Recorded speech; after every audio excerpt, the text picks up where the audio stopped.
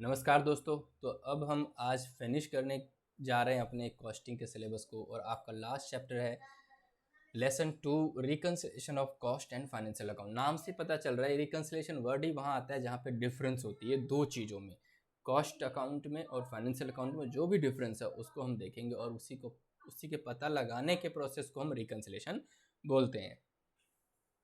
तो रिकन्सिलेशन की ज़रूरत क्या है, डिफरेंस के कारण क्या होते हैं और प्रिपरेशन कैसे करें रिकन्सिलेशन स्टेटमेंट या फिर मेमोरेंडम रिकन्सिलेशन अकाउंट। तो रिकन्सिलेशन की हमें ज़रूरत किस लिए है? रिकन्सिलेशन हम जब दो चीज़ों को कंपेयर करना ही रिकन्सिलेशन कहलाता है। हम रीजन देखना चाहते हैं कि डिफरेंस क्या है प्रॉफिट एंड लॉस कॉस्ट के P&L में और फाइनेंशियल अकाउंट के P&L में। हम चेक करना चाहते हैं, एक्यूरेसी देखना चाहते हैं, रिलायबिलिटी भरोसे लायक रिपोर्ट्स चाहते हैं कॉस्ट अकाउंट की तरफ से, ये कि ताकि कॉस्ट कंट्रोल हो सके और फाइनेंशियल अकाउंट अच्छे से बनाया जा सके। Standardisation of policy regarding stock valuation करना चाहते हैं, डेप्रिसिएशन करना चाहते हैं, ओवरहेड की कंपटीशन अच्छे से करना चाहते हैं, इसलिए रिकन्सिलेशन की ज़रूरत है। प्रोमोटर्स को इट प्रोमोट्स मोर कोऑर्डिनेशन और बेटर कोऑपरेशन। जो कोऑर्डिनेशन है वो बढ़ाना चाहते हैं, एक दूसरे का साथ बढ़ाना चाहते हैं ताकि फाइनेंशियल सेक्शन और कॉस्ट अकाउंटिंग सेक्शन दोनों मिलकर काम करें अच्छे से। Reconciliation places management in better position. Management को एक अच्छी पोजीशन में रिकन्सिलेशन हेल्प करता है ये जानने में कि कैसे इंटरनल कंट्रोल को बनाया जा सकता है। डिफरेंस के कारण क्या है, कॉज ऑफ डिफरेंस। अब देखो, items included only in financial account. कुछ ऐसे आइटम होते हैं जो सिर्फ फाइनेंशियल अकाउंट में इंक्लूड होते हैं, जैसे कि प्योरली फाइनेंशियल चार्जेस, ये कॉस्टिंग अकाउंट में कहीं जाता ही नहीं है।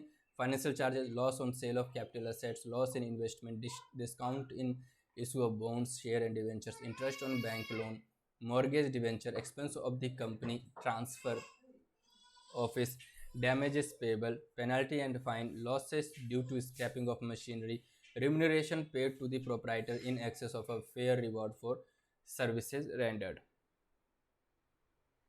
ये सारे के सारे फाइनेंशियल चार्ज है, कॉस्टिंग के लेजर में दिखता ही नहीं, कॉस्टिंग P&L में होता ही नहीं है ना। प्योरली फाइनेंशियल इनकम जैसे rent income, interest received on bank deposit, profit made on sale of investment, transfer fee received, interest dividend receive, brokerage receive, discount receive, ये सब भी इनकम आपको वहाँ कंसिडर नहीं होता है। तो ये सब डिफरेंस के कारण है। Appropriation of profits, donation, charity pay, taxes on income and profit, dividend pay, transfer of special रिवर, एडिशनल प्रोविजन फॉर डेप्रिसिएशन, ये सब भी कॉस्टिंग में नहीं आते हैं। कैपिटल एक्सपेंडिचर कॉस्टिंग में नहीं आते। राइटिंग ऑफ गुडविल को राइट ऑफ कर दिया, प्राइमरी एक्सपेंसेस राइट ऑफ कर दिया, अंडरराइटिंग कमीशन राइट ऑफ कर दिया, पेटेंट एंड कॉपी राइट को राइट ऑफ कर दिया, ये भी कहीं नहीं आते हैं।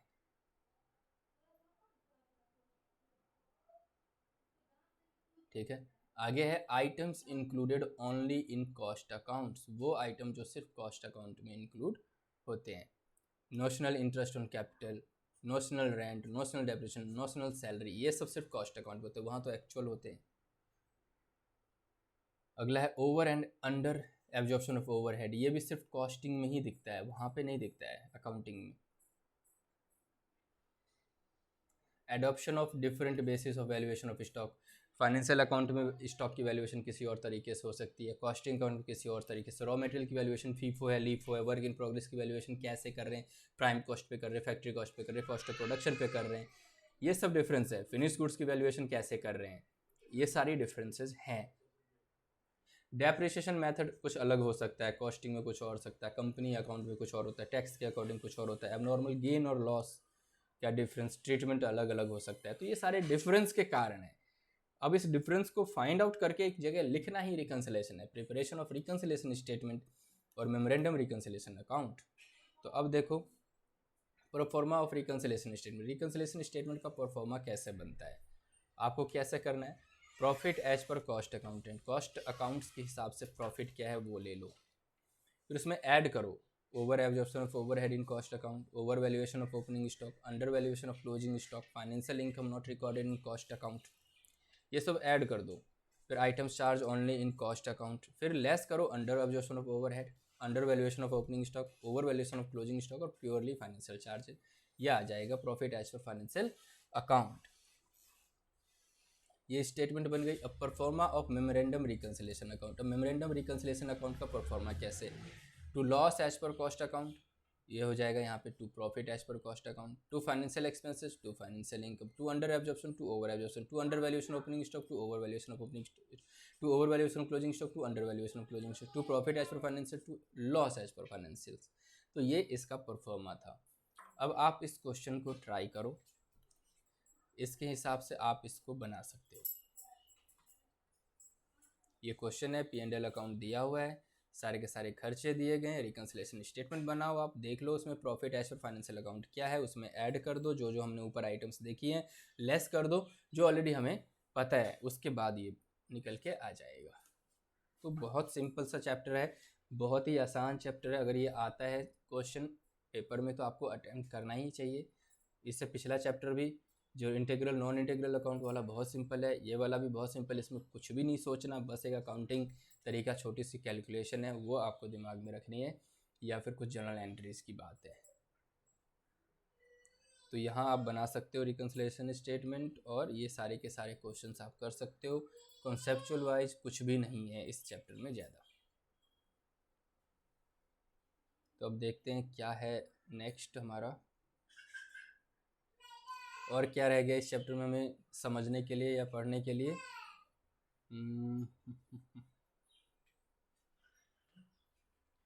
तो अब कुछ नहीं है इस चैप्टर में, कुछ भी नहीं है। तो जो भी हमने देखना था इस चैप्टर के बारे में वो हमने देख लिया है।